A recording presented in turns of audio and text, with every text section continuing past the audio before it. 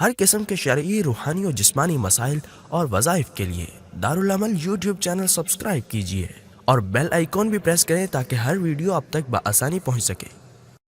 الحمد للہ رب العالمین خالق السماوات والارضین والصلاة والسلام علی سید الانبیاء والمرسلین وعلی آلہ واصحابہ واتباعہ واہل بیتہ اجمعین، اما بعد فاعوذ باللہ من الشیطان الرجیم، بسم اللہ الرحمن الرحیم۔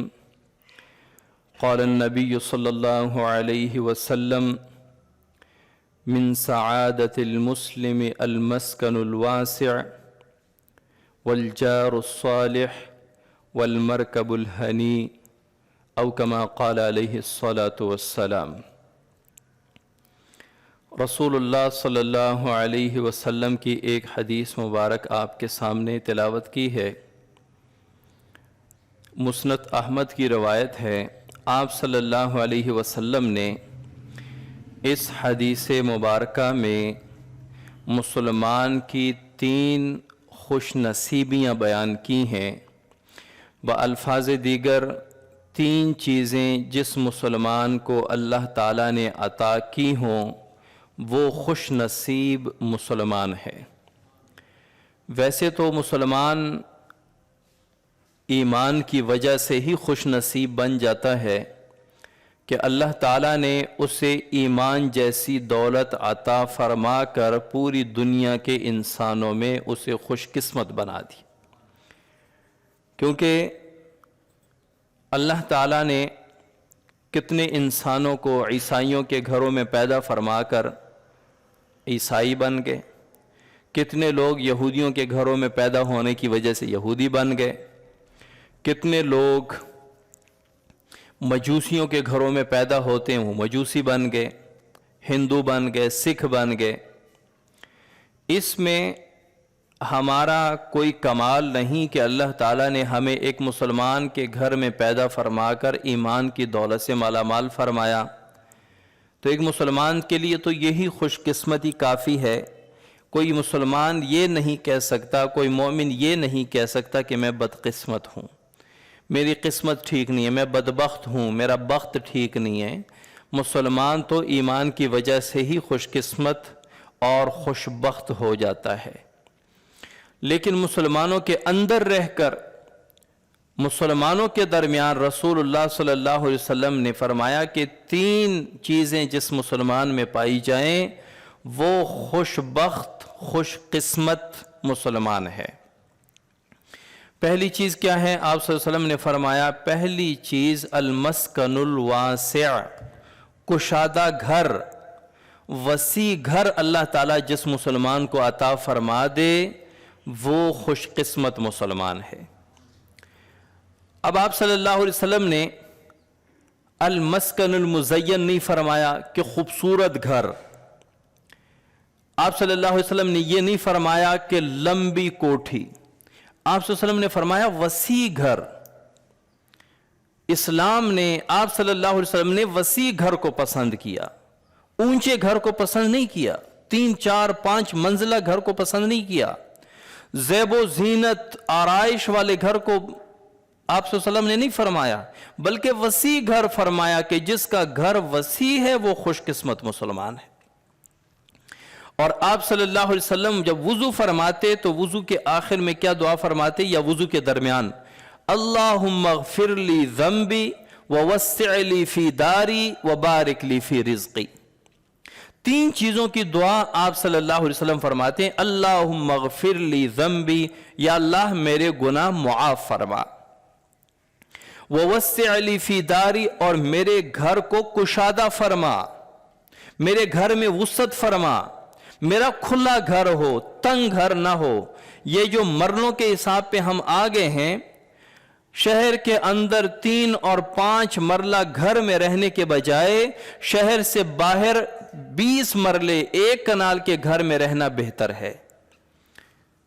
لوگ شہر کے اندر کہتے ہیں کہ جگہ بہت مہنگی ہے، ہم 3 اور 5 مرلے کے مکان میں رہتے ہیں، تو اس سے بہتر شہر سے باہر ہے، شہر کے باہر رہو، گیس کے بجائے لکڑیاں جلا کر گزارا کرو، لیکن گھر وسیع ہو۔ جہاں 2 بھائی 3 مرلہ میں رہتے ہیں، وہاں 2 بھائی 20 مرلے میں بھی رہ سکتے ہیں، لیکن کیا ہے کہ جی وہاں پہ گیس بھی ہے، وہاں پہ سیوریج لائن بھی ہے، وہاں پہ یہ سہولیات ہیں۔ یعنی ہم ان مادی سہولیات کو لینے کے لیے گھر کو کم چھوٹے سے چھوٹا کرتے جا رہے ہیں۔ آپ صلی اللہ علیہ وسلم نے وسیع گھر اور کشادہ گھر کی دعا فرمائی ہے۔ دیہاتوں میں اب بھی گھر کشادہ ہوتے ہیں، اونچائی کی طرف، اوپر کی طرف نہیں جاتے، چوڑائی کی طرف جاتے ہیں، وہ گھر کو وسیع کرتے ہیں۔ شہروں میں تو اونچائی کی طرف بڑی کوشش ہوتی ہے کہ میں 2 منزلہ کی جگہ 3 بناؤں، 4 منزلہ بناؤں، لیکن دیہاتوں میں یا ہمارے اگر آپ KPK کی طرف چلے جائیں یا قبائلی علاقوں کی طرف چلے جائیں، وہاں ایک ایک گھر اتنا وسیع ہوتا ہے کہ جو شہر میں تقریباً کوئی 50 گھروں کی جگہ ہوتی ہے۔ 3 اور 5 مرلے اگر اس کو تقسیم کریں تو اس میں تو 50 گھر آ جاتے ہیں شہری، تو وہ وسیع گھر کو پسند کرتے ہیں۔ میرے ایک دوست تھے مفتی صاحب ہیں رائے گڑھ کے، انہوں نے کہا کہ ایک مرتبہ میں اور اہلی آپس میں بیٹھ کے باتیں کر رہے تھے کہ مفتی صاحب کا گھر اتنا وسیع ہے، کبھی یہ وسیع گھر تو دیکھنے چلے جائیں کہ یہ وسیع گھر ہوتا کیسے۔ یعنی ان کو بڑا عجیب لگ رہا تھا کہ وسیع و عریض گھر ہے، وہ ایک کونے سے دوسرے کونے تک جاتے ہوئے وہ آپ کو ٹائم لگتا ہے، اور باہر سونے کا بھی ماحول ہے، دھوپ میں بھی آپ بیٹھ سکتے ہیں سردیوں میں۔ تو انہوں نے کہا کہ ہم نے ایک دن آنا ہے آپ کا گھر کا ماحول دیکھنا ہے۔ میں نے کہا 100 بسم اللہ۔ یعنی یہ وسیع گھر آپ صلی اللہ علیہ وسلم نے پسند فرمایا۔ تو کیا فرمایا؟ اللہم اغفر لی ذنبی، یا اللہ میرے گناہ معاف فرما، ووسع لی فی داری، اور میرا گھر کشادہ فرما، وبارک لی فی رزقی، اور میرے رزق میں برکت فرما، میرے رزق میں برکت عطا فرما۔ آپ صلی اللہ علیہ وسلم نے نہیں فرمایا کہ میرے رزق میں کثرت عطا فرما۔ آپ صلی اللہ علیہ وسلم نے کثرت کی دعا نہیں فرمائی کہ میرے رزق کو بڑھا دے، میں 1000 کماتا ہوں میرے 10,000 کر دے، بلکہ برکت کی دعا فرمائی۔ آج کی دنیا گنتی میں لگ گئی ہے، برکت کو بھول گئی ہے۔ برکت کی دعا نہیں کرتے کہ یا اللہ رزق میں برکت عطا فرما، کیا کہتے ہیں؟ یا اللہ میرے رزق کو بڑھا دے، یا اللہ زیادہ دولت نصیب فرما، زیادہ رزق نصیب فرما۔ زیادہ رزق نصیب ہو جائے اور پھر بھی آپ کو پورا نہ ہو تو ایسے زیادہ رزق کا کیا کرنا؟ مثال کے طور پر ایک بندہ آپ کو کہے کہ آپ کو مہینے کے 1000 روپے چاہیے، وہ مہینے میں 1000 ہی آپ کو پورے آئیں گے، یا ماہانہ 1,00,000 چاہتے ہیں تو وہ ماہانہ 1,00,000 بھی آپ کی ضرورتوں میں لگ کر مہینے کے آخر میں کوئی پیسہ نہیں رہے گا۔ تو اس 1000 اور اس 1,00,000 کا آپ کے لیے کیا فرق ہے؟ فرق تو تب ہوتا جب آپ 1000 کما رہے ہیں مہینے کے، آپ 1,00,000 کمائیں اور آپ کا خرچہ 1000 ہی ہو اور 90,000 آپ کے بچت ہوں، پھر تو کوئی فرق نہیں پڑا۔ 1000 سے بھی آپ اپنی مہینے کی ضروریات پوری کر رہے ہیں اور 1,00,000 سے بھی ضروریات مہینے کی پوری کر رہے ہیں، تو اس 1000 اور اس 1,00,000 میں کیا فرق پڑا؟ یہ دعا کریں کہ اللہ رزق میں برکت عطا فرما۔ جب برکت عطا ہوگی تو 1000 ہوں گے، 500 ہوں گے، آپ کی ضروریات پوری ہوں گی۔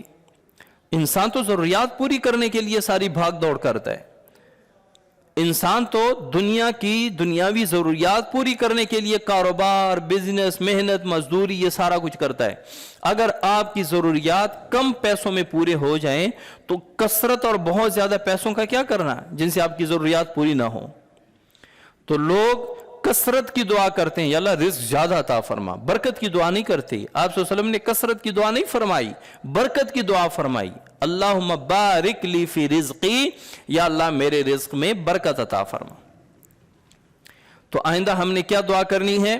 یا اللہ رزق میں برکت عطا فرما، کثرت نہیں، برکت ہوگی جتنا ہوگا پورا ہوگا۔ کثرت مانگے گے برکت نہیں ہوگی، جتنا آئے گا کم پڑے گا، زیادہ ہوگا کم پڑے گا، ضرورت پوری نہیں ہوگی۔ تو اللہ تعالیٰ سے آئندہ دعا مانگیں گے ہم، اللہم بارک لی فی رزقی، یا اللہ رزق میں برکت عطا فرما۔ تو آپ صلی اللہ علیہ وسلم نے وضو کی اس دعا میں بھی گھر کو کشادہ مانگا ہے، ووسع لی فی داری، یا اللہ میرے رزق کو میرے گھر کو کشادہ فرما، وسیع گھر عطا فرما۔ اور یہ نعمتوں میں جو بہترین نعمت ہے وہ اپنا گھر ہے. اللہ تعالیٰ نے جسے اپنا گھر عطا کیا ہو.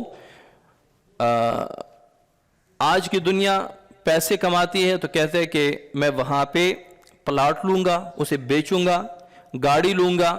سب سے پہلے اپنے گھر کی فکر کرنی چاہیے. اپنا گھر انسان کے آدھے غم, دکھ, درد, تکالیف, پریشانیاں ختم کر دیتا ہے. اپنا گھر ہو, آپ اس میں اپنی مرضی سے رہ سکتے ہیں, کسی کا ماہانہ روک ٹوک نہیں ہوگا آپ کے اوپر. تو اپنا گھر اور وسیع گھر, کیونکہ آپ صلی اللہ علیہ وسلم نے جب وسیع گھر مانگا ہے تو ظاہر ہے اپنا گھر ہی وسیع مانگا ہے. تو وسیع گھر ہو اور اپنا گھر ہو, یہ انسان کی خوش قسمتی کی علامت ہے, انسان کی خوش بختی کی علامت ہے. یہ پہلی علامت ہے. اللہم اغفر لی ذنبی ووسع لی فی داری وبارک لی فی رزقی. تو دوسری چیز آپ صلی اللہ علیہ وسلم نے مانگی ہے, مجھے وسیع گھر عطا فرما. تو گھر جتنی آپ کی طاقت ہے. اب ایک انسان کہتا ہے کہ میری گنجائش ہی 5 مرلے کی ہے, میں 10, یعنی جتنی آپ کی گنجائش ہے اس میں کوشش کریں وسیع جگہ میں وسیع گھر ملے. تو پہلی چیز جو آپ صلی اللہ علیہ وسلم نے ارشاد فرمائی کہ مسلمان کی خوشبختی کی پہلی چیز وہ وسیع گھر ہے, المسکن الواسع. اور دوسری چیز والجار الصالح. دوسری چیز جو آپ صلی اللہ علیہ وسلم نے ارشاد فرمائی کہ دوسری خوشبختی کی علامت والجار الصالح, نیک پڑوسی ہے. آپ کا جو ہمسایہ ہے, جو پڑوسی ہے, وہ اگر نیک ہے تو آپ خوش بخت اور خوش نصیب اور خوش قسمت انسان ہیں, آپ خوش نصیب مسلمان ہیں. فرماتے ہیں جار قبل الدار, دار کہتے ہیں عربی میں گھر کو, اور جار کہتے ہیں پڑوسی کو. کہیں آپ نے جانا ہو تو وہاں مکان نہیں دیکھنا, وہاں ماحول نہیں دیکھنا, وہاں بازار نہیں دیکھنا کہ یہاں کے بازار میں کیا کیا سہولیات ہیں, یہاں کی آب و ہوا کیسی ہے. جار, سب سے پہلے پڑوسی دیکھو. پڑوسی کیسا ہے, ہمسایہ کیسا ہے, میرا اس کے ساتھ گزارا ہوگا نہیں ہوگا, یہ حیا اور پردے کے لحاظ سے کیسا ہے, یہ پاکی صفائی کے لحاظ سے کیسا ہے, یہ سارا کچھ دیکھنا ہوتا ہے. پڑوسی کا بڑا حق ہے. رسول اللہ صلی اللہ علیہ وسلم نے فرمایا, حضرت جبرائیل علیہ السلام نے پڑوسی کے اتنے حقوق بیان فرمائے کہ مجھے خوف لگا کہ کہیں پڑوسی کو میراث میں حصہ نہ دلوا دے, کہ آپ کا پڑوسی بھی میراث میں حصہ دار ہے. یعنی بس صرف یہ چیز بچ کی, باقی پڑوسیوں کے اتنے حقوق حضرت جبرائیل علیہ السلام نے بیان فرمائے. تو پڑوسیوں کے حقوق تو بہت ہیں. ایک تو یہ حقوق ہے کہ آپ ان کی غمی خوشی میں شامل ہوں, وہ تو عام مسلمان کا بھی حق ہے. ایک یہ حق ہے کہ ان کو آپ کی طرف سے کوئی تکلیف نہ پہنچے کسی قسم کی. آپ صلی اللہ علیہ وسلم نے یہ بھی فرمایا کہ آپ سالن پکائیں تو اس میں پانی تھوڑا سا زیادہ کر دیں, شوربہ زیادہ کر دیں, اور پڑوسی کے گھر بھی بھیج دیں. یعنی یہ عام حالات کی بات نہیں. اگر آپ کو پتا ہو کہ میرا پڑوسی غریب ہے, مسکین ہے, کھانے پینے کے لیے کچھ نہیں ہے, آپ یہاں قورمے نہ بنائیں, کڑھائیاں نہ بنائیں, سخت مسالے دار نہ بنائیں, آپ تھوڑا سا پانی زیادہ کر دیں, پڑوسی کے گھر میں بھیج دیں.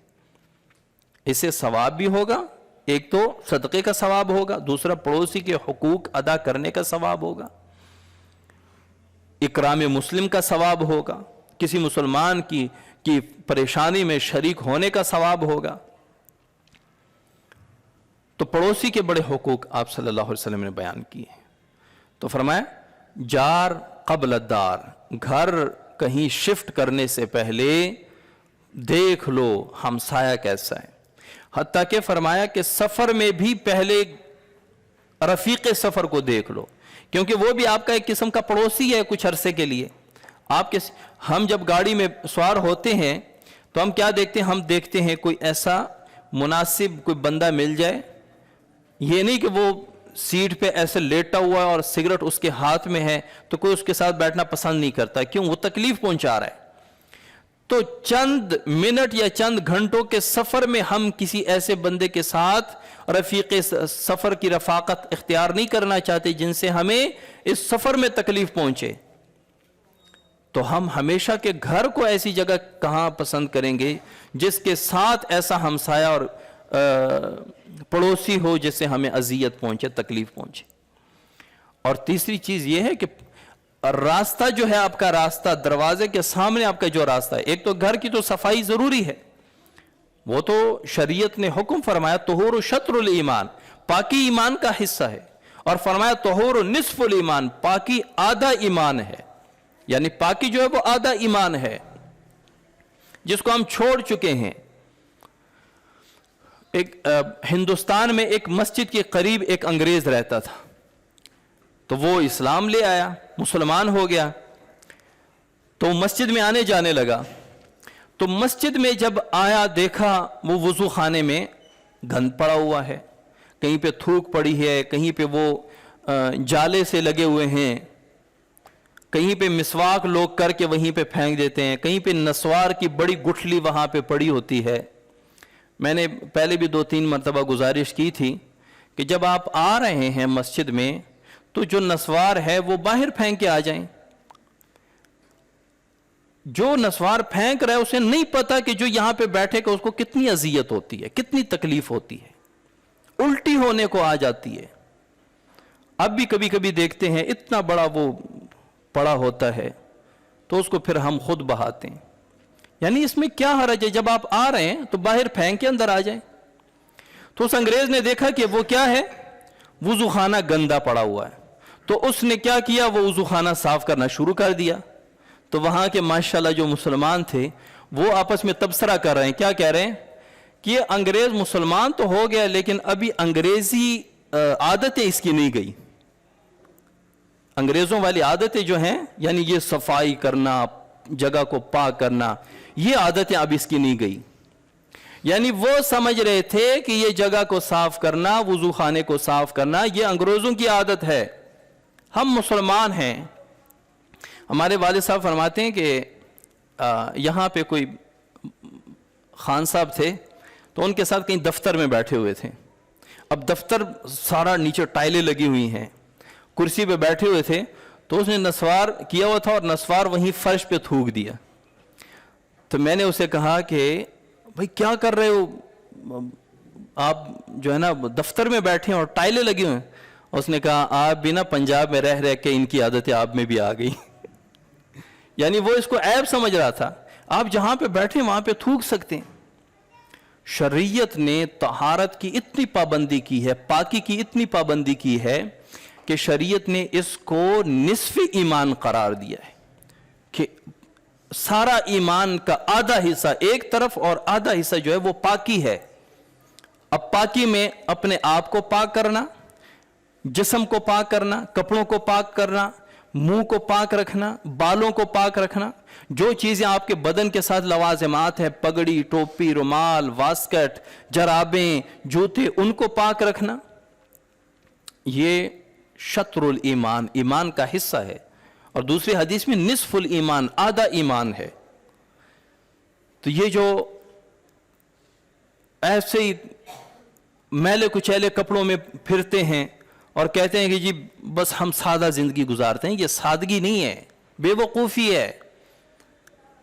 آپ صلی اللہ علیہ وسلم اتنا اہتمام فرماتے تھے پاکی کا اور صفائی کا، اتنا اہتمام فرماتے تھے کہ اگر کوئی باہر سے ملنے آئے تو اپنے آپ کو بنا سنوار کر، اگر شیشہ نہ ہو تو پانی میں اپنی پگڑی وغیرہ داڑھی درست فرما کر نکلتے تھے۔ یہ شریعت نے ہمیں دیا ہے جو غیروں نے لے لیے۔ آپ جا کے کہیں انگریزوں کو کہیں کہ میں برش نہیں کرتا، نہ مسواک کرتا ہوں نہ برش کرتا ہوں، وہ کہتے ہیں آپ زندہ کیسے ہیں، آپ ڈیلی برش نہیں کرتے، آپ دانت صاف نہیں کرتے۔ تو اسلام صفائی کا بڑا حکم فرماتے ہیں، کیونکہ ہر چیز میں یہ جو نصف ایمان کہا ہے، یہ کیوں کہا ہے؟ نماز کے لیے پاکی فرض ہے، کیا ہے؟ وضو۔ احرام کے لیے پاکی فرض ہے، آپ باوضو ہوں گے۔ طواف کے لیے پاکی فرض ہے، یعنی پورے حج اور عمرہ میں پاکی ضروری ہے، آپ پاک ہوں گے۔ شریعت کے جتنے بھی احکامات ہیں ان میں اکثر میں پاکی لازم ہے، ضروری ہے۔ تمام نمازیں لے لیں، قرآن کی تلاوت لے لیں، لا یمسہ الا المطہرون، قرآن کو ناپاک بندہ قرآن کو ہاتھ نہیں لگا سکتا۔ تو قرآن تو ہر جگہ، اسلام تو ہر جگہ پاکی کی دعوت دیتا ہے۔ پاکی اختیار کرو، پاک رہو، پاکی نصف ایمان ہے، پاکی ایمان کا حصہ ہے۔ اپنے ماحول کو پاک رکھو، اپنے راستوں کو پاک رکھو، آپ کی وجہ سے کسی کو تکلیف نہ ہو۔ یہ جو ہمارے سامنے یہ جو ملبہ پڑا ہوا ہے، 3-4 دن ہو گئے، ہم نے کہا تھا کہ سائڈ پہ گرا دینا، وہ اللہ کا بندہ آ کے درمیان میں گرا گیا کہ ابھی ایک سویٹر آتی ہے اور ہم اس کو پلین کرتے ہیں۔ یقین کریں 4-5 دن سے اتنی تکلیف ہو رہی ہے کہ گزرنے والوں کو تکلیف ہو رہی ہے، اس وجہ سے ہمیں تکلیف ہو رہی ہے۔ تو جو بندہ جس کو فکر ہی نہیں ہے، اپنے راستے میں پانی بہا رہا ہے، راستے کو خراب کر رہا ہے اور آنے جانے والوں کو تکلیف ہو رہی ہے، احساس ہونا چاہیے۔ تو آپ صلی اللہ علیہ وسلم فرماتے ہیں کہ خوش قسمتی، مسلمان کی خوش قسمتی 3 چیزوں میں ہے، یعنی 3 چیزیں اگر اللہ تعالیٰ نے دی ہیں وہ خوش قسمت ہے۔ نمبر 1 المسکن الواسع، وسیع گھر، کشادہ گھر، بڑا گھر، اونچا گھر نہیں، بڑا گھر۔ والجار الصالح، اور نیک صالح پڑوسی، نیک اور صالح ہمسایہ۔ حضرت عائشہ رضی اللہ تعالی عنہ نے ایک مرتبہ رسول اللہ صلی اللہ علیہ وسلم کے لیے روٹی بنا کے رکھی ہوئی تھی۔ آپ صلی اللہ علیہ وسلم باری باری بیویوں کے پاس تشریف لے جایا کرتے تھے، ایک دن ایک بیوی کی باری، پھر دوسری۔ تو حضرت عائشہ فرماتی ہیں کہ جس دن میری باری تھی میں نے آٹا رکھا ہوا تھا، روٹی گوندھ کے رکھ دی، جب آپ صلی اللہ علیہ وسلم تشریف لائیں گے تو میں آپ صلی اللہ علیہ وسلم کو کھلاؤں گی۔ آپ صلی اللہ علیہ وسلم تشریف لائے، تھکاوٹ کی وجہ سے آپ صلی اللہ علیہ وسلم کی آنکھ لگ گئی۔ آپ صلی اللہ علیہ وسلم کی آنکھ لگی، میں نے کہا جب آپ صلی اللہ علیہ وسلم اٹھیں گے تو میں روٹی کھلاؤں گی۔ اتنی دیر میں ہمسایوں کی بکری آئی، اس نے وہ روٹی اٹھا کے لے گئی۔ اب میں اس کے پیچھے بھاگ بھی نہیں سکتی، آواز بھی نہیں دے سکتی کہ شور کی وجہ سے آپ صلی اللہ علیہ وسلم کی آنکھ نہ کھل جائے۔ خیر وہ جیسی وہ بکری نکلی، تھوڑی دیر بعد، چند لمحے بعد آپ صلی اللہ علیہ وسلم کی آنکھ کھلی، تو میں فوراً بھاگی دروازے کی طرف کہ وہ بکری اگر قریب ہو میں اس سے وہ روٹی لے لوں۔ تو وہ چلی گئی۔ آپ صلی اللہ علیہ وسلم نے فرمایا اے عائشہ کیا ہوا؟ حضرت عائشہ نے عرض کیا اللہ کے رسول آپ کے لیے روٹی بنائی تھی، ہمسایوں کی بکری لے گئی۔ تو آپ صلی اللہ علیہ وسلم نے فرمایا چلو جو بچی ہے وہ لے آؤ، خیر ہے کوئی مسئلہ نہیں، لیکن اس روٹی کی وجہ سے ہمسایہ کو آپ نے کچھ نہیں کہنا، کیونکہ اس میں ہمسایہ کا کوئی قصور نہیں ہے۔ ہمارے یہاں کیا ہوتا ہے، نکل بار آپ کی بکریوں نے، آپ کے جانوروں نے ہماری فصل خراب کر دی، روٹیاں لے گئی، آٹا لے گئی۔ آپ صلی اللہ علیہ وسلم نے فرمایا وہ گھر جس میں بمشکل کبھی کبھی روٹی ملتی ہے، بمشکل کبھی کبھی چولہا جلتا ہے، وہ کتنے دن سے وہ آٹا رکھا ہوا تھا اور آپ صلی اللہ علیہ وسلم کے لیے روٹی پکائی، وہ بکری لے گئی، لیکن پھر بھی رسول اللہ صلی اللہ علیہ وسلم فرما رہے ہیں کہ اس بکری کے روٹی لے جانے کی وجہ سے پڑوسی کو آپ نے کچھ نہیں کہنا۔ ایسا نہ ہو کہ کل کو کوئی پڑوسی کی عورت آئے اس گھر کی اور آپ اسے باتیں سنانا شروع کر دیں کہ آپ کی بکری آئی تھی ہمیں نقصان دے دی، کچھ نہیں کہنا، پڑوسی کا حق ہے۔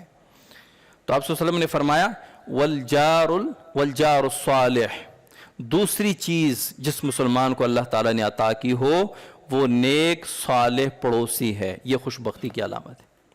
اور تیسری چیز والمرکب الحنی، اور خوشگوار سواری، بہترین سواری اللہ تعالیٰ نے جس کو عطا کی ہو وہ بہترین خوش قسمت مسلمان ہے۔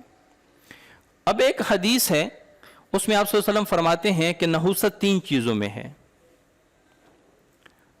عورت میں، مکان میں اور سواری میں۔ عورت میں نحوست، نحوست کسے کہتے ہیں کہ جس کی وجہ سے آپ مشکل میں پڑے ہوں۔ ایک یہ چیز ہے، یہ رومال سے مجھے تنگی ہو رہی ہے تو میں اس کو اٹھا کے پھینک دوں گا، میں بیچ دوں گا، پھینک دوں گا، تو یہ میرے لیے زیادہ پریشانی کا باعث تو نہیں ہے۔ لیکن ایک گھر ہے اس میں میں تنگ ہوں، میں پریشان ہوں، تو گھر کوئی ایسی چیز نہیں ہے جس کو صبح ایک لے لو، شام کو بدل دو، کل دوسرا لے لو۔ اس حدیث کا مطلب یہ ہے کہ اگر نحوست ہوتی، کیونکہ آپ صلی اللہ علیہ وسلم فرماتے ہیں نحوست کسی چیز میں نہیں ہے۔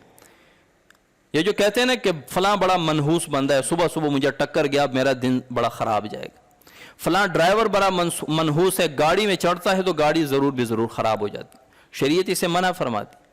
کوئی چیز منحوس نہیں ہے، کسی چیز میں نحوست نہیں ہے، اسلام نحوست کو مانتا ہی نہیں ہے۔ اس حدیث کا مطلب یہ ہے کہ اگر نحوست ہوتی تو ان تین چیزوں میں ہوتی، گھر میں، عورت میں اور سواری میں۔ کیوں؟ کیونکہ گھر ایک ایسی چیز ہے جس کو انسان، اگر آپ اس میں تنگ ہیں، پریشان ہیں، اس کی بناوٹ آپ کو پسند نہیں ہے، لیکن پریشانی کے باوجود آپ کو اس میں رہنا پڑے گا، کیونکہ گھر کو ایسی چیز نہیں ہے کہ ہر آئے دن بندہ تبدیل کرتا رہے۔ دوسری چیز عورت ہے، اگر عورت اچھی نہ ملے، اچھی عورت سے نکاح نہ ہوا، وہ آپ کو پریشان کر رہی ہے، تنگ کر رہی ہے، لیکن اس کے باوجود، اس پریشانی کے باوجود آپ کو اس کے ساتھ رہنا ہوگا، یعنی وہ مسلسل آپ کی پریشانی کا باعث بنتی رہے گی۔ اور تیسری چیز سواری ہے، سواری بھی ایسی چیز ہے کہ وہ ہمیشہ صبح و شام تبدیل نہیں ہوتی۔ آپ کو سواری اچھی مل گئی، خوش قسمت ہیں۔ آپ کو میری طرح کلٹس مل گئی، جس طرح ہر دوسرے تیسرے دن ورکشاپ میں کھڑی کرو، تو پھر یہ خوش قسمتی نہیں ہے۔ اچھی سواری، وہ ہمارے ایک دوست نے کہا تھا کہ ہمارے پڑوسی تھے، وہ اگر 5 بجے کہیں ان کا جانے کا ارادہ ہوتا سفر پہ، تو وہ صبح کو گاڑی میں لگ جاتے، کبھی اوپر چڑھ کے وہ نٹ کس رہا ہے، کبھی نیچے ہے، کبھی ادھر ادھر، این موقع پہ پھر وہ سٹارٹ نہیں ہو رہی، یعنی ایسی گاڑی۔ تو آپ صلی اللہ علیہ وسلم نے فرمایا خوشگوار سواری۔ اب اس وقت تو خچر، گھوڑا، اونٹ وغیرہ تھا، لیکن سواری تو اب یہی ہے، سائیکل ہے، موٹر سائیکل ہے، کار ہے، جیسے گاڑیاں ہیں۔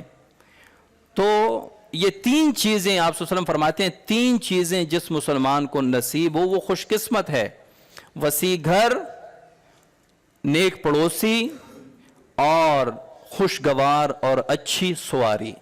اللہ تعالی ہمیں یہ تینوں چیزیں نصیب فرمائے۔ وما علینا الا البلاغ۔